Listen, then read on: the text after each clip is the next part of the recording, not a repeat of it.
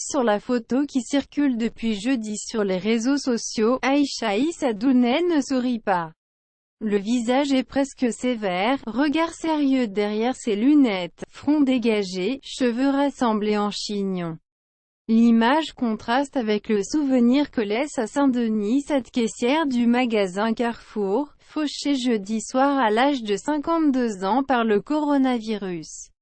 Aïcha Issadouneh était sans doute la plus ancienne parmi les caissières de l'hypermarché. Lire aussi plus grand que salarié décédé du Covid-19 ou diagnostiqué positif, la colère des syndicats. Cette habitante de Saint-Ouen travaillait ici depuis 30 ans, et avait depuis quelques années coiffé une casquette de syndicaliste CGT. Connu de tous, respecté, serviable, sociable, réagissait ce vendredi ses proches, ses collègues, et les habitants du quartier. Elle est désormais la première victime identifiée dans les rangs du groupe de grande distribution. Elle rejoint la longue liste des victimes du Covid-19 qui a fait près de 2000 morts en France. Aïcha Issadouneh était en arrêt maladie depuis le 17 mars, le tout premier jour du confinement.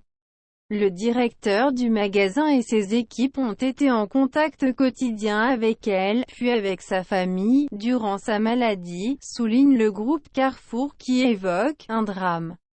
Une réunion se tiendra ce samedi matin au magasin de Saint-Denis, entre le directeur et les représentants du personnel. Dès ce vendredi, une cellule psychologique a été mise en place dans le magasin. Mais ces mesures ne suffiront pas à dissiper la tristesse et l'angoisse des salariés. D'autant que bien des questions restent sans réponse. Personne ne peut savoir où Aïcha a attrapé le virus, glisse ce syndicaliste CGT. On parle du magasin, mais elle a peut-être été contaminée dans le métro, qu'elle prenait tous les jours pour venir travailler. Il ne veut pas accabler le directeur du magasin, il est humain, il aimerait bien nous donner des masques, mais l'État n'en fournit pas, alors, glisse-t-il, tout le monde a peur. Regarde l'autre en se demandant s'il va le contaminer. Le 17 mars, quand Aïcha Issadouneh est tombée malade, le magasin a été désinfecté. Depuis le début de la crise, la priorité absolue pour nous, chaque jour, c'est la protection de nos équipes, affirme-t-on du côté du groupe Carrefour. Le personnel à Saint-Denis a reçu des gants, du gel hydroalcoolique. Des parois de plexiglas ont été installées aux caisses.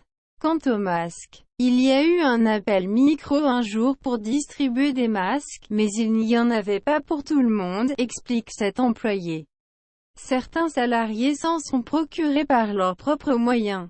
Le ton est bien plus virulent au sein de la Fédération CGT Commerce et Services, nous avons alerté dès le début. Mais on a laissé les magasins fonctionner à plein régime. Personne ne nous a écoutés. Après la mort d'un agent de sécurité au centre commercial d'Aulnay-sous-Bois, c'est au tour d'une caissière. Aujourd'hui encore, des gens viennent dans les magasins pour passer le temps, bouquiner ou regarder les télévisions. Et contaminer 2 ou 3 employés, dénonce Amar Laga, secrétaire général de la fédération, qui envisage de porter plainte contre la ministre du Travail Muriel Pénicaud et Alexandre Bompard, NDLR PDG de Carrefour.